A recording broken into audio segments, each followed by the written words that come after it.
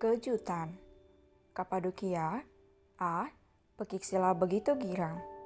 Farel menggeleng gemas kepalanya. Ia mengeluarkan ponselnya dan memotret kekasihnya dari belakang. Bidadariku, gumam Farel menyunggingkan senyum tertampannya. Sila seperti peri saat ini. Om, panggil Sila tanpa menoleh.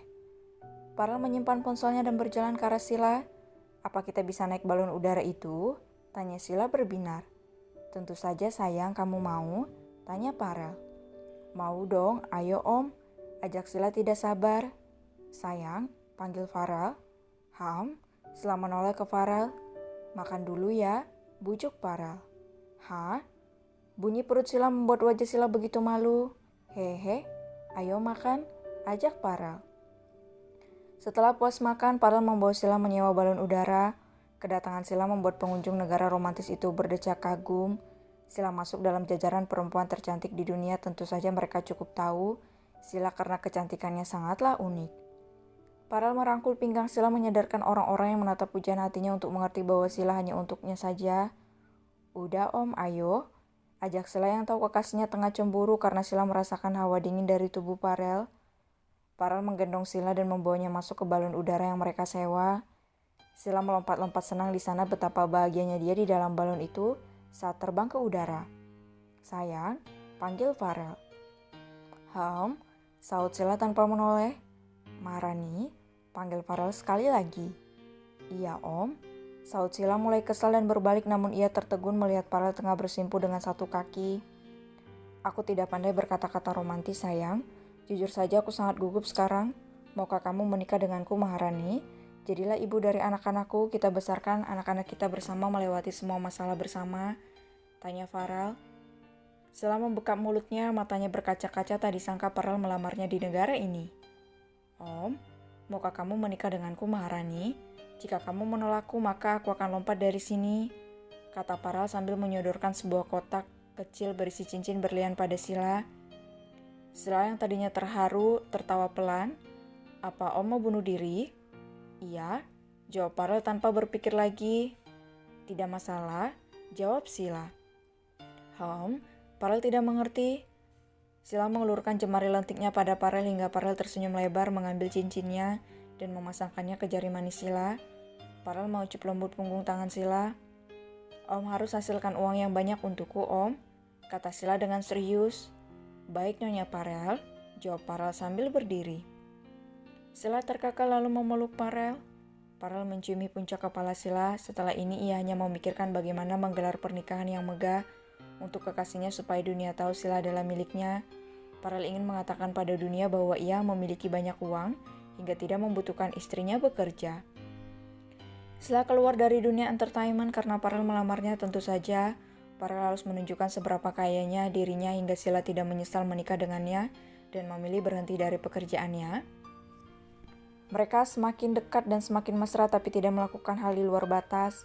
Farel sangat mencintai Sila dan tidak ingin merusak kepercayaan papa Sila padanya. Aku ingin kita bulan madu di Dubai sayang, kata Farel. Boleh om tapi aku pengen ke Bali, jawab Sila. Bali? Tanya Farel kaget. Setahu Farel negara Dubai adalah impian banyak wanita tapi mengapa Sila malah ingin bulan madu di dalam negeri? Iya om, jawab Sila. Kenapa masih memanggil om, Bagaimana panggil aku sayang, calon suamiku, kekasihku, pacarku, calon ayah dari anak-anakku? Tanya Farel dengan menggoda. Sila hanya bisa menganga. Apa? Farel terkekeh gemas. Bagaimana dengan calon ayah dari anak-anakku, Sila mendorong kesal dada Farel. Panggilan macam apa itu? Dasar mesum. Farel tergelak keras. Sila membelakangi Farel dengan kesal tapi Farel memeluk Sila dari belakang dan mencium bahunya.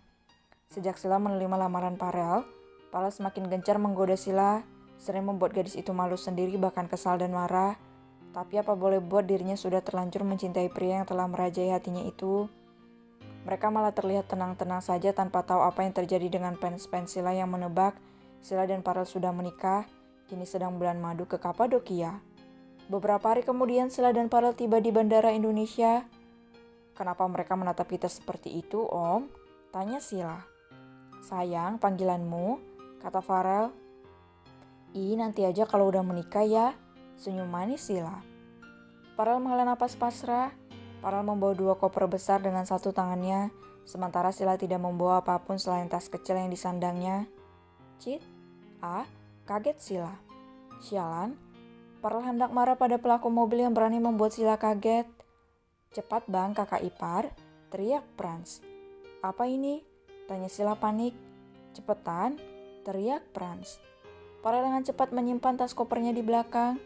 Ia tidak tahu apa-apa tapi tahu gelagat Frans mengatakan sedang ada bahaya. Di dalam mobil? "Kenapa Frans?" tanya Sila.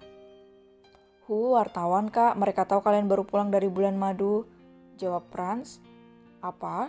Tapi kami bukan bulan madu," jawab Sila.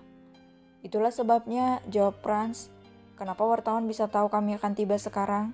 tanya Farel. "Sepertinya ada penumpang pesawat yang sama dengan kalian. Dia mungkin seorang wartawan dan memata-matai kalian pergi ke sana, bahkan sampai kembali," jawab Frans. "Dasar aneh," umpat Farel. "Kenapa Om? Apa Om tidak suka ada wartawan yang mengikuti kita? Mereka hanya cari berita kan?" tanya Sila. "Sayang, mereka mengganggu moodku yang sedang baik, dasar cacing," gerutu Farel. "Cacing?" beo Sila. "Wartawan seperti itu adalah cacing, mereka kurang kerjaan mengikuti kita hanya demi keuntungannya sendiri," jelas Farel. Sila tidak menyangkalnya karena apa yang Farel katakan memang benar. "Kamu tidak apa-apa sayang?"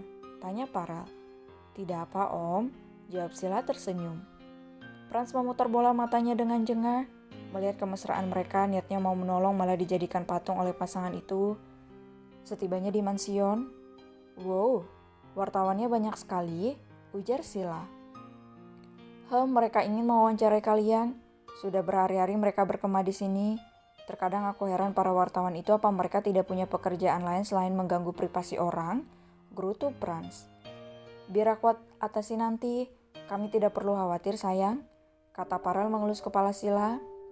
Sila mengangguk tanpa protes. Sebelumnya Sila tidak keberatan dengan wartawan, tapi sejak dirinya memutuskan untuk berhenti dari pekerjaannya, mengapa para wartawan semakin gencar mengejarnya. Sila disambut baik oleh keluarganya, dan ternyata Suryo juga ada di mansion ini. "Papa?" Sila berlari ke Suryo dan memeluk papanya itu. "Bagaimana sayang, apa kamu senang di sana?" tanya Suryo. "Senang, sangat senang." Sila naik balon udara, jawab Sila tersenyum senang. "Apa kamu menerima lamaran Farel sayang?" tanya Suryo. Sila menautkan kedua alisnya, lalu menoleh ke semua orang. "Apa semuanya tahu kalau Om Farel mau melamar Sila di sana?" Semuanya mengangguk-angguk hingga Sila yang malu segera berbalik dan menyembunyikan wajahnya di pelukan papanya itu. Mereka semua tertawa melihat tingkah Sila yang malu-malu.